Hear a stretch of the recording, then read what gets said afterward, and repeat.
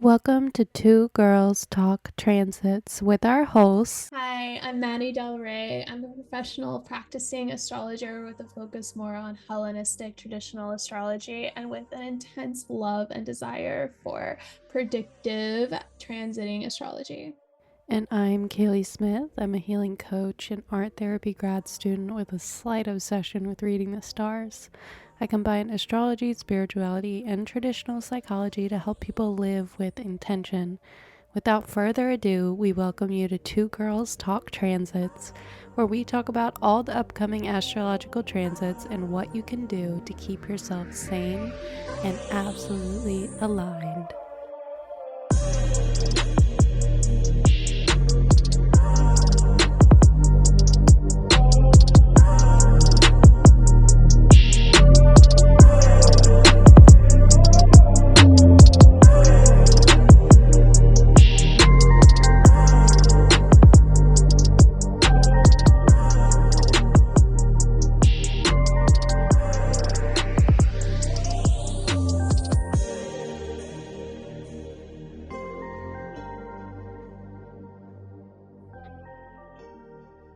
Hello, and welcome everyone to a new episode of Two Girls Talk Transits. Today is a special episode. We're going to be looking more at house placements and going over houses, but also connecting them into what we call trigons. So, trigons are just three house placements that are all related to each other and speak to the four major areas of your life. So, the first one we're going to be looking at the trigon of self, which contains the first house, the fifth house, and the ninth house, and how they all relate. So I'm your host, Maddie, and I'm Kaleigh.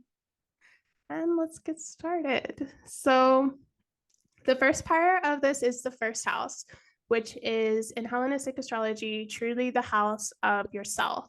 It's who you are, it's how you believe yourself to be perceived, it's how you identify with yourself, and really how other people see you as well.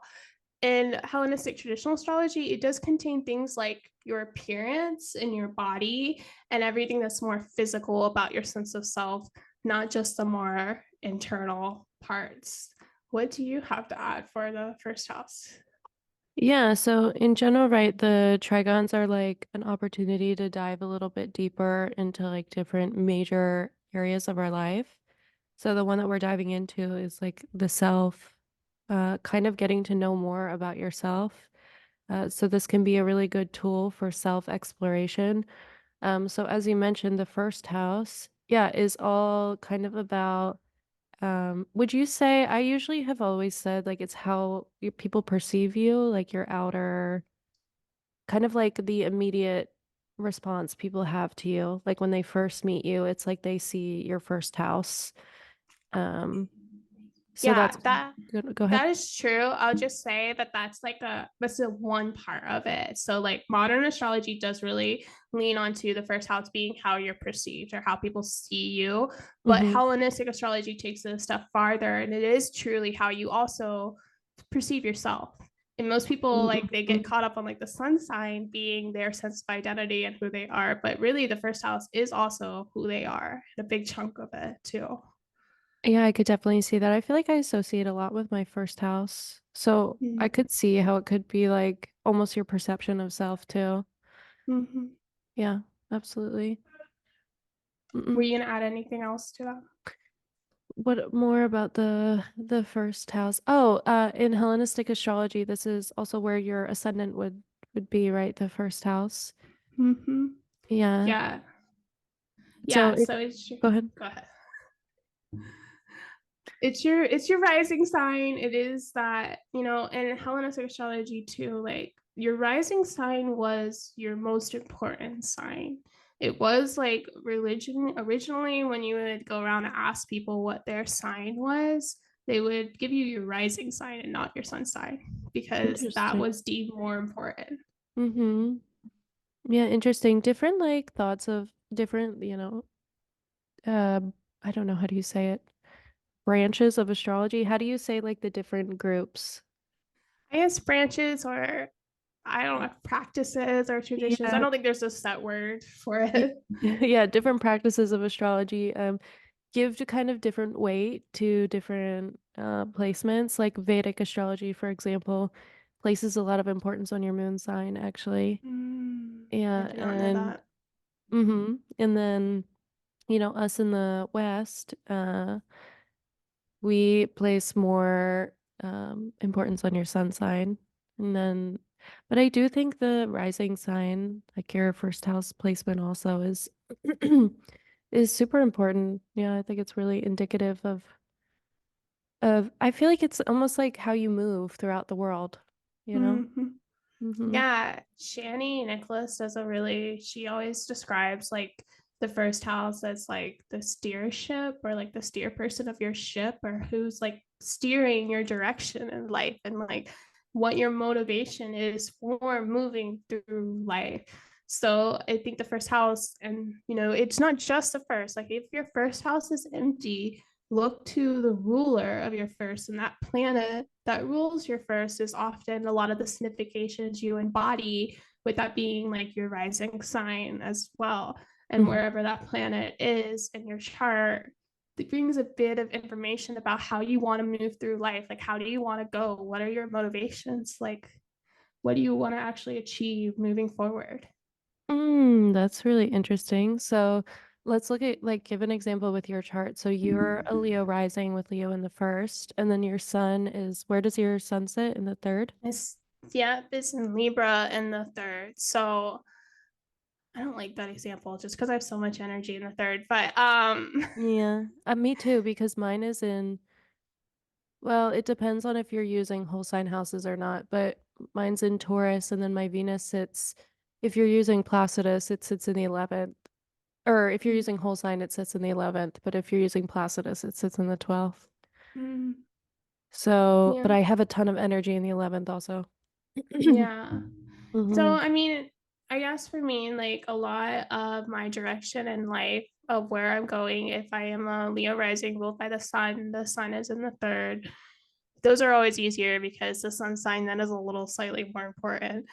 um, it's a lot of the direction around creating community and neighborhoods and relationships within my immediate community. It's been a big Hmm. focus. So, for example, I teach a lot of yoga, and that is one of my favorite places to be, is out in the studio talking to people and just connecting with the community. So even if I drift away from that, which I have several times in my life, I always end up finding myself like back into that space because it's just where Hmm. I naturally steer my life towards. Cute. I love that. Oh, I don't spend much time in like my immediate community, so it's nice to, yeah, to see that. Yeah. Hmm. Yeah. And I mean, both of ours are in social science. They're actually in the trigon of relationships. So we will be touching on the third and the 11th there in a big bit. But that may just be like if you have it there in that trigon, the ruler of your first, like a big way that you navigate your life is through relationships. Mm. Yeah, true. You said if you have it in your first. If your ruler of your first is in your like is in the third or the 11th or the seventh, which is that trigon of relationships we'll Mm-hmm. talk about later. Yeah, absolutely. Yeah, so also about the first house kind of is sitting, not kind of sits, it just sit opposite of the seventh.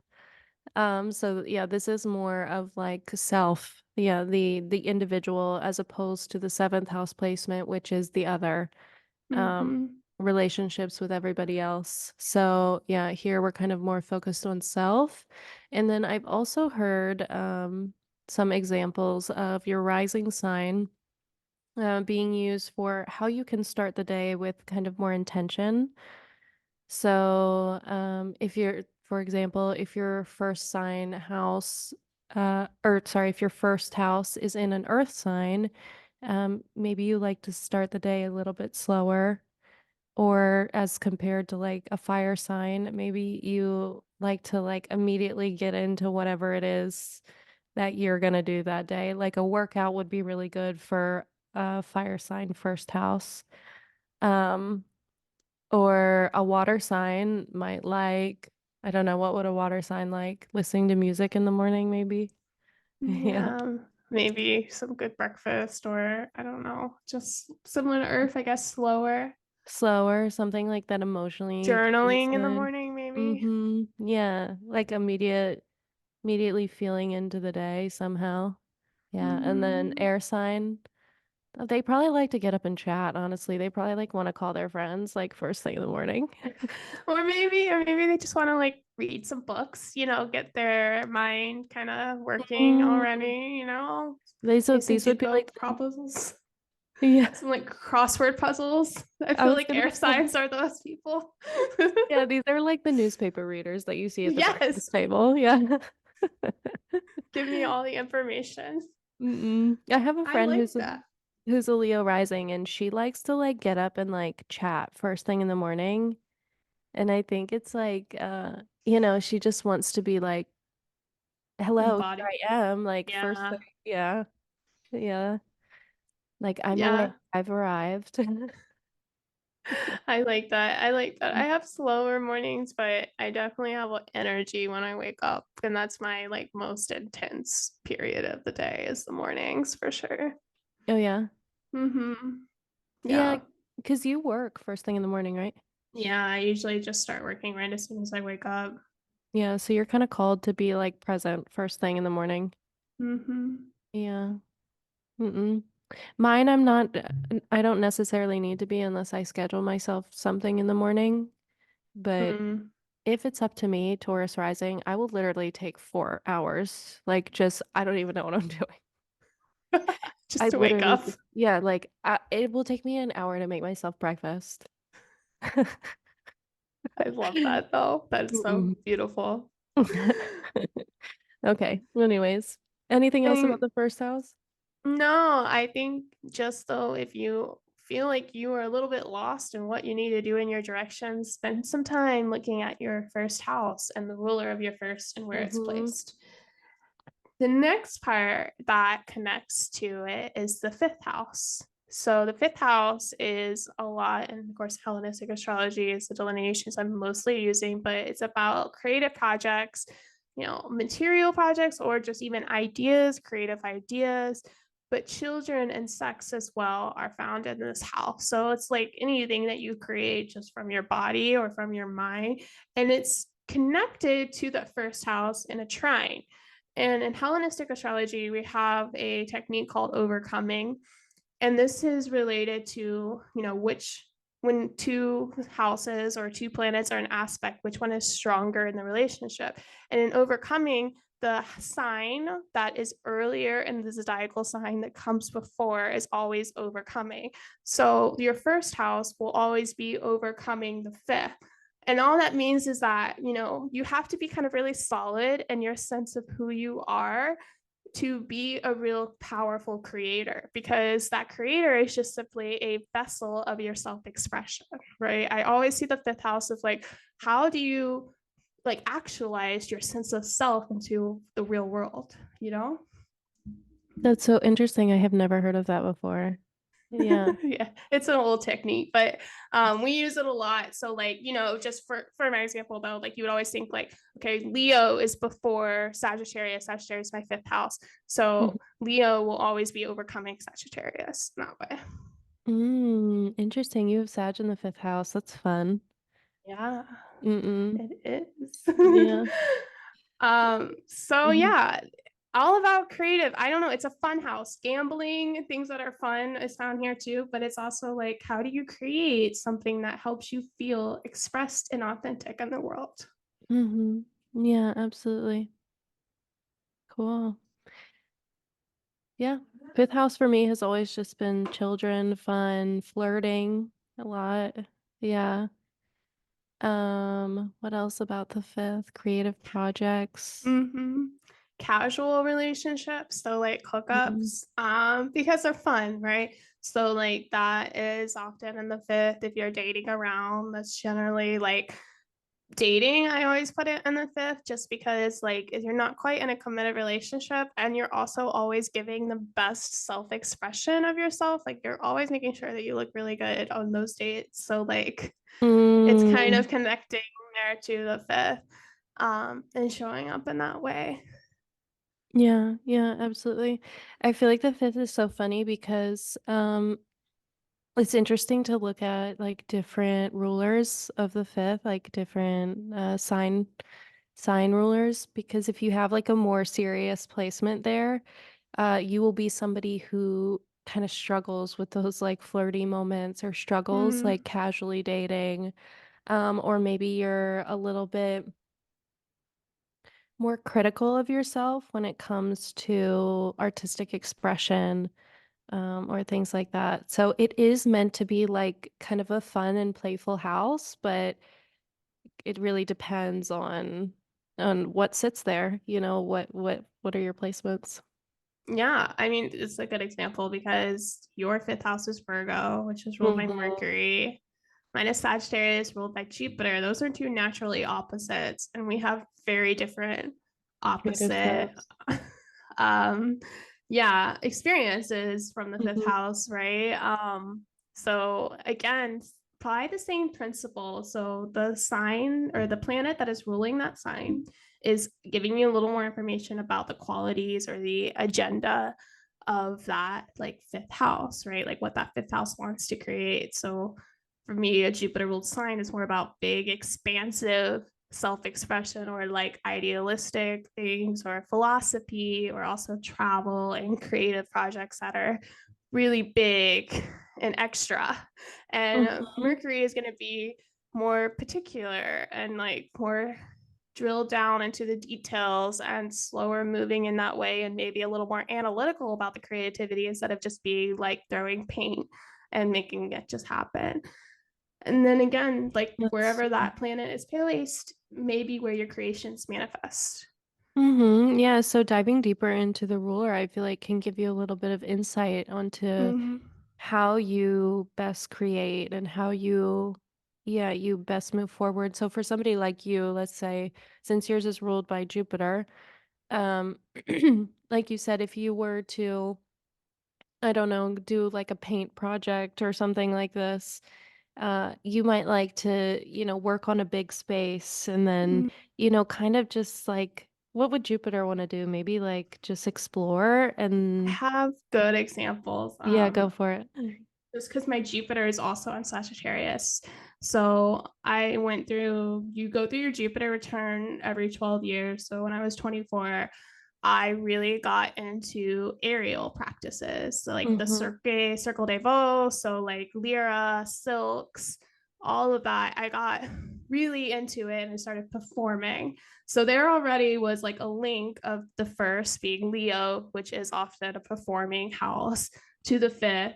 And the way that I practice though those performances is that I hated going to classes. When I got to a certain level, I stopped going to classes entirely and only went to open gym where I just practiced whatever I wanted and did whatever I wanted. I had no Mm-hmm. structure for my practices. I barely knew what my routine was going to be, but I just kind of just vibed the whole time. And it was very fun. It was just whatever felt like being created from that space without any sort of detailed structure like, oh, I have to do this trick first. Like I didn't care about that. You have to be allowed to explore. Mm-hmm. Yeah, that's a really interesting. I loved when you did that. I thought that was so cool. It was so sweet. Yeah, it was Yeah, really expansive. Yeah. always looked at your things and I was like, oh, that's so cool. I want to do it. And I tried and it's freaking hard. It's hard. You need a strong Mars to go with it. Honestly, you must because I struggled. I was like, dang, I am struggling over here.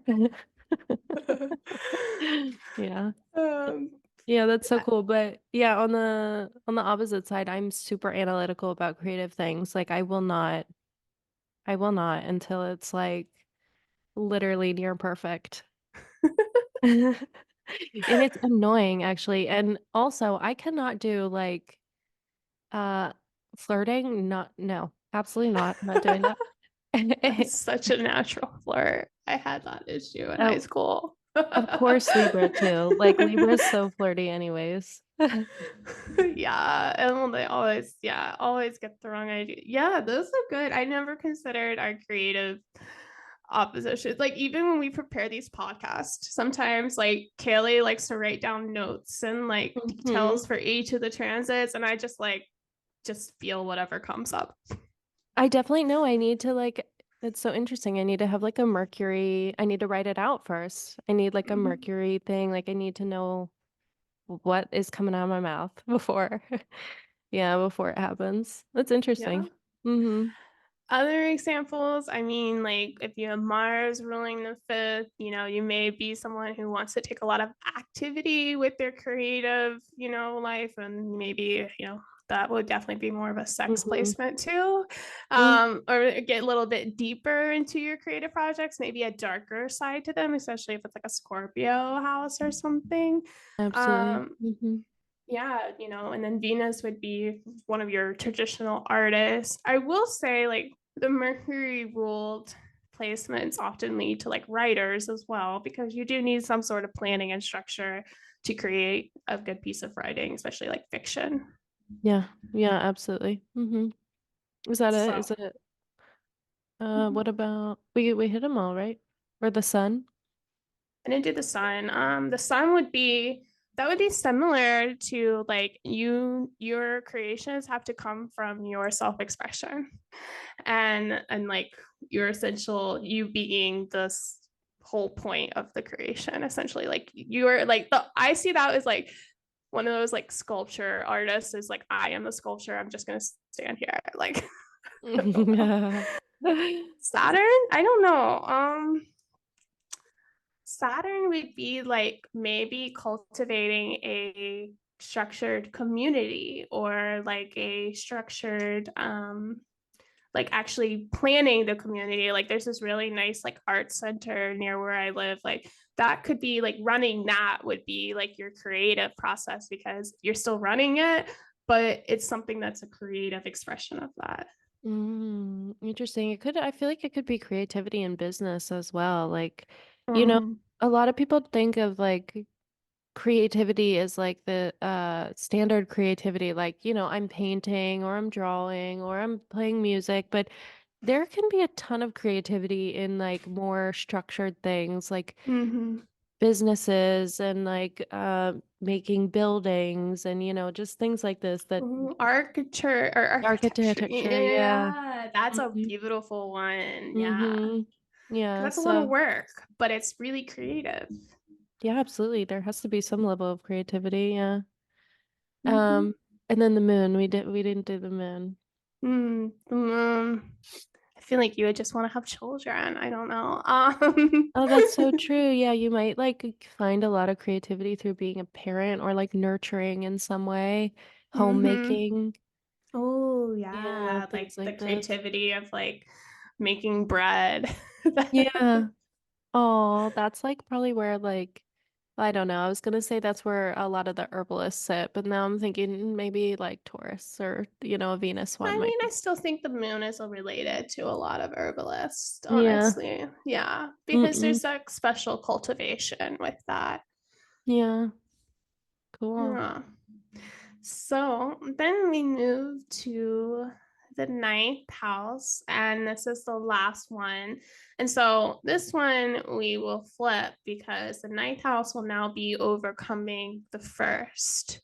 And this is essentially a relation to the ninth house is a lot about your beliefs. This is where I find like your beliefs. What do you believe in? What are your philosophy, religion?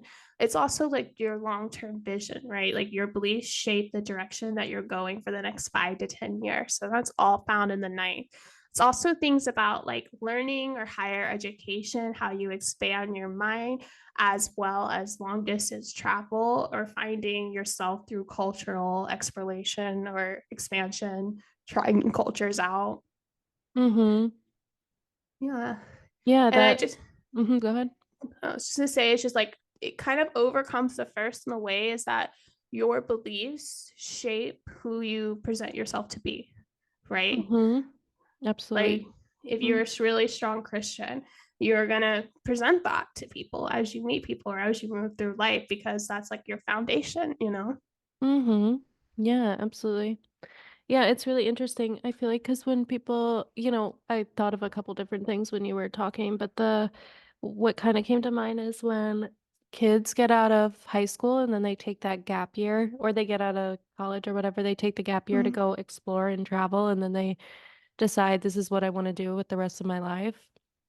um through culture and through exploring through ninth house things, you're kind of figuring out who do I want to be in this world. You know, you're Mhm. taking time to kind of explore and expand and yeah, do all those ninth house things. Yeah, exactly. And it's all about like, what do you learn and that, and then what do you learn about yourself? Like you're leaving that bubble of your home and the things that have always been the stable. It's opposite the third. The third is what you do every day. So the ninth is this big adventure that you embark on to Mhm. help discover who you are ultimately. Yeah, absolutely. Yeah, I like the ninth house. me too.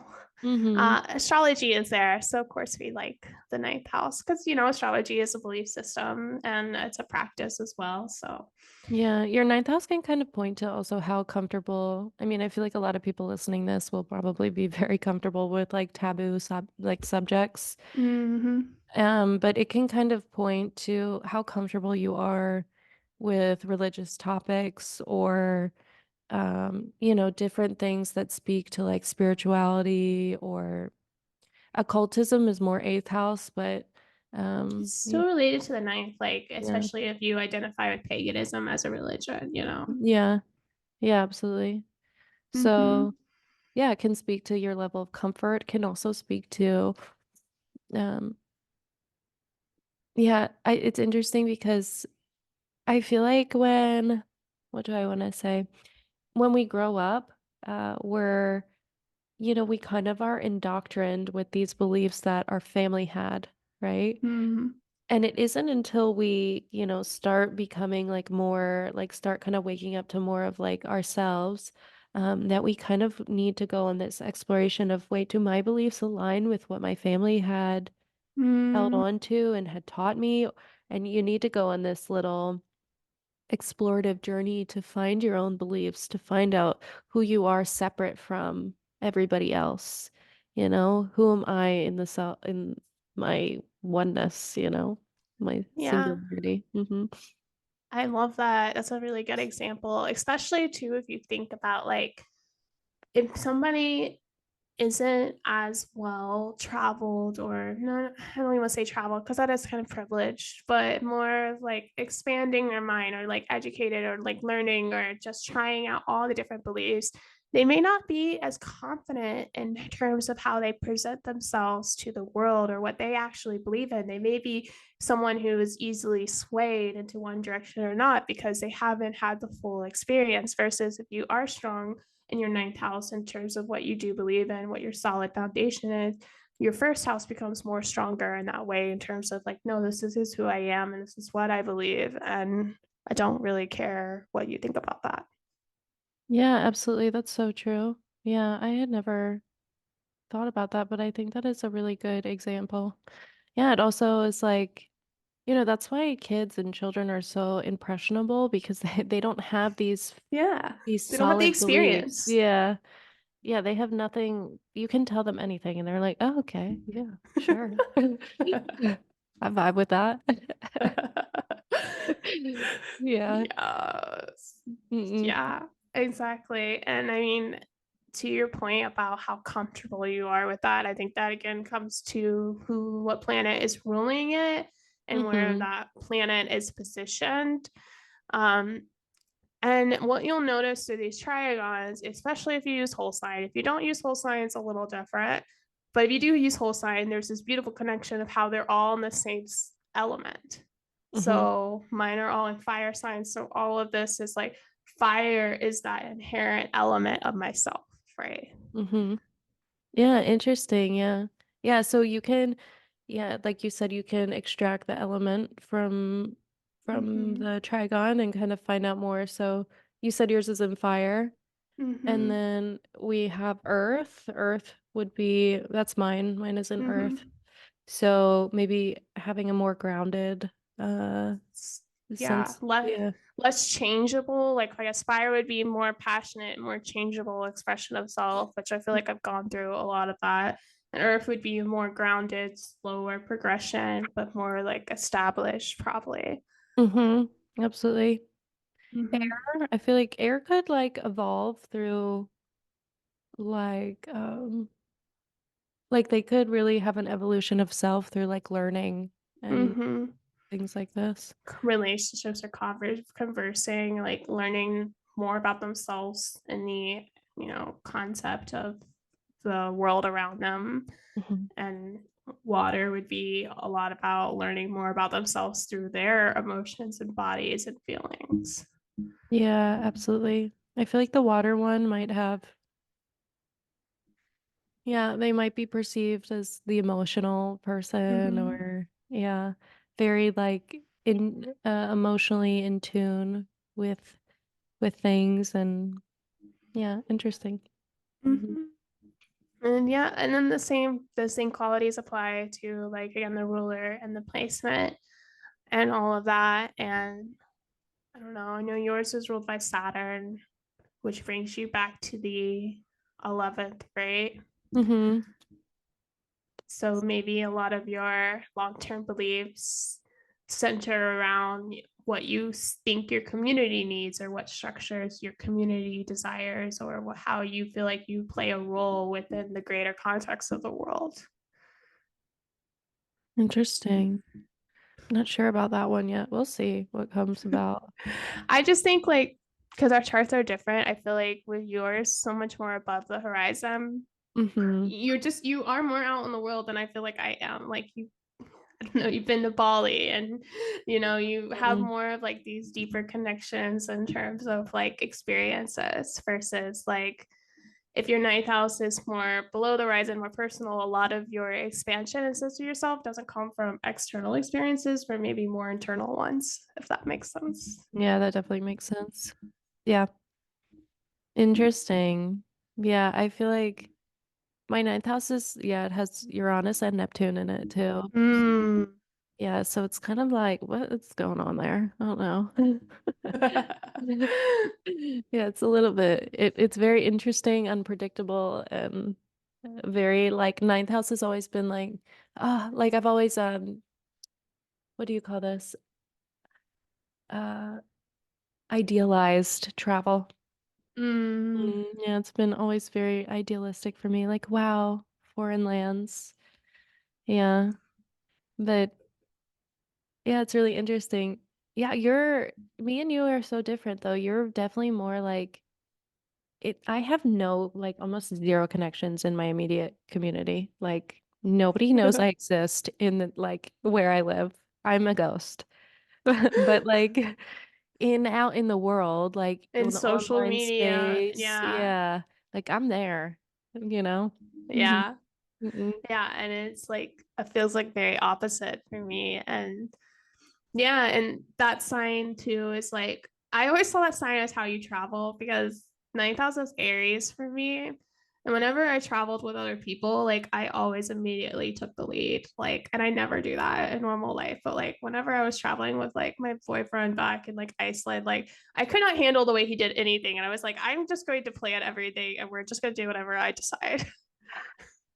Do you ever do spontaneous travel? Because I feel like that's also Aries. Oh my gosh, yes. I used to, especially in college, I would just text my mom, be like, hey, I'm going to California for the weekend. And they would freak out, but like, what were they gonna do? Yeah, so true. I don't like spontaneous travel actually. I love Oh, to that makes travel. sense. Yeah, but spontaneously, no, no, no, no. I can't. I need to like know a couple months before. Oh gosh, no, I could book a flight. Like, I'm worse about that because I spend so much money on like, waiting last minute to book a flight. Yeah, But so like, true. Yeah. You're missing out on the deals, Maddie. I hate planning that. I never know what's gonna happen. Yeah, that's true. Yeah, it's so Aries of you. That's all right. Oh Yes. my goodness. So Hmm. all those are just and I'm just again, like if that's a house you're more comfortable with, you are more comfortable with trying new religions and traveling and taking those risks, and if it's not, then things like that is just going to be a little more place of a challenge potentially. Hmm. Yeah, absolutely. Cool. Anything you want to add to that?